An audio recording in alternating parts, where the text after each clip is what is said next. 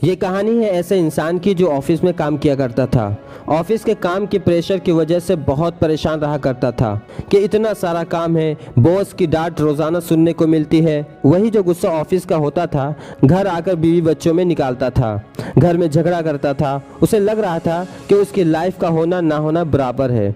दोस्तों के कॉल आने पर कॉल को कट कर देता था, रिश्तेदारों की कॉल्स आती थी, बहुत ज़्यादा गुस्सा करता था। एक दिन वो ऐसा ही अपने घर में बैठा हुआ था। उसका बच्चा उसके पास आया और बोला कि पापा मेरी मदद कर दीजिए, मुझे होमवर्क करवा दीजिए। उसके पापा गुस्से में आ जाते हैं और अपने बच्चे को डांट कर भगा देते हैं और कहते हैं यही एक काम रह गया है मेरा, मैं यहाँ पर होमवर्क करने के लिए बैठा हूँ, चलो यहाँ से जाओ और मेरा मूड मत खराब करो। थोड़ी देर बाद जब उसका गुस्सा ठंडा हुआ तो उसे लगा कि अपने बच्चे की मदद करनी चाहिए, उसका होमवर्क करवा देना चाहिए। जब वो बच्चे के रूम में जाता है तो क्या देखता है कि बच्चे ने होमवर्क की कॉपी अपने सर पर रखे हुए सो गया है, क्योंकि बच्चा होमवर्क करते करते सो गया था। उस आदमी ने कॉपी उठाई और सोचा कॉपी को रख देते हैं ताकि बच्चे आराम से सो सके।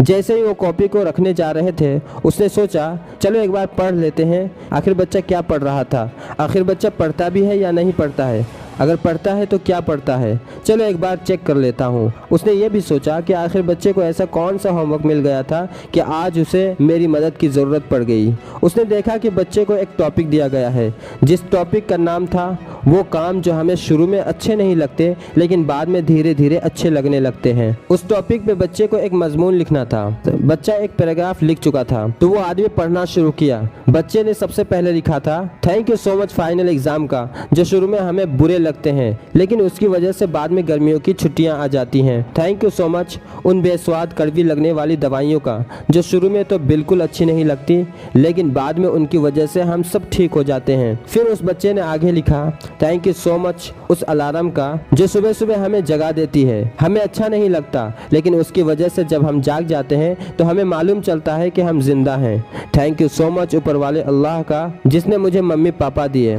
हाँ मेरे पापा शुरू में तो मुझे डांटते हैं, मुझे बिल्कुल अच्छा नहीं लगता लेकिन बाद में वो मुझे घुमाने ले जाते हैं, अच्छा अच्छा खाना खिलाते हैं, खिलौने दिलाते हैं। ओ ऊपर वाले आपका धन्यवाद, आपका शुक्रिया कि आपने मेरे पापा को मेरी लाइफ में भेजा, क्योंकि मेरे एक दोस्त को तो पापा ही नहीं है और एक दोस्त के तो मम्मी भी नहीं है और पापा भी नहीं है, वह अनाथ है। ये जो आखिरी वाली लाइन थी उस लाइन ने उस आदमी को झंझोड़ कर रख दिया, अंदर तक हिला कर रख दिया। और वो सोचने लगा कि उसकी लाइफ में ऐसी क्या चीज़ है जो उसके पास होते हुए भी वो मिस कर रहा है। उस बच्चे के टॉपिक को कॉपी करते हुए ये बड़बड़ाने लगा, बोलने लगा ए अल्लाह थैंक यू सो मच, आपकी वजह से मेरे पास में घर है, कईयों के पास तो घर भी नहीं है। फिर उसके बाद उसने बोला थैंक यू सो मच ऊपर वाले, आपकी वजह से मेरे पास में परिवार है, कईयों के पास तो परिवार भी नहीं होता, वो दुनिया में अकेले होते हैं। फिर उस आदमी ने बोला थैंक यू सो मच ऊपर वाले, आपकी वजह से मेरे पास ऑफिस है, काम का प्रेशर है, थोड़ा प्रेशर है मेरे पास, जॉब तो है, कईयों के पास तो जॉब होती ही नहीं, लाख कोशिशें करते हैं, दर बदर भटकते हैं लेकिन कोई जॉब और कोई काम नहीं मिलता, बेरोजगार बैठे हुए हैं। ए ऊपर वाले थैंक यू सो मच इस लाइफ के लिए जो आपने मुझे दी। ये छोटी सी कहानी बहुत बड़ा पॉजिटिव लाइफ का मंत्रा देती है। ज़िंदगी में जो मिला है उसमें खुशियाँ ढूंढिए। ऐसा नहीं है कि आप आगे बढ़ने के लिए कोशिशें ना करें, कहने का मतलब ये है अभी जो है उसमें खुश रहने की कोशिश कीजिए, उसमें खुशियाँ ढूंढिए। खुशियाँ हर चीज़ में हैं, खुशियाँ मिलती नहीं है, खुशियाँ ढूंढनी पड़ती है। आपके पास जो भी सोर्सेस है उससे आगे बढ़ते रहिए, जितना मेहनत कर सकते हैं करते रहिए लेकिन अपनी लाइफ को बोरिंग मत बनाइए, अपनी लाइफ को बोरिंग मत समझें।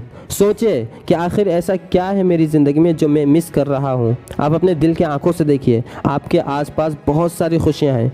आप डेली 5 मिनट अपने माँ बाप के सामने बैठिए, अपने भाइयों से बात कीजिए, अपने बहनों से मस्ती कीजिए। इसके अलावा किताबें पढ़िए, किताबें पढ़ने में मज़ा नहीं आता है तो कहानी वाली किताब पढ़िए, पॉजिटिविटी वाली किताब पढ़िए, या फिर आप अपने लाइफ में जो बनना चाहते हैं वो किताबें पढ़िए। कुछ भी कीजिए लेकिन खुशियाँ ढूंढनी पड़ती है, याद रखिएगा, खुशियाँ मिलती नहीं हैं। अगर इस कहानी से आपने कुछ सीखा है तो वो कमेंट्स में बताइए। मैं हूं आप सबका दोस्त नदवी मोटिवेशन से इरफान नदवी।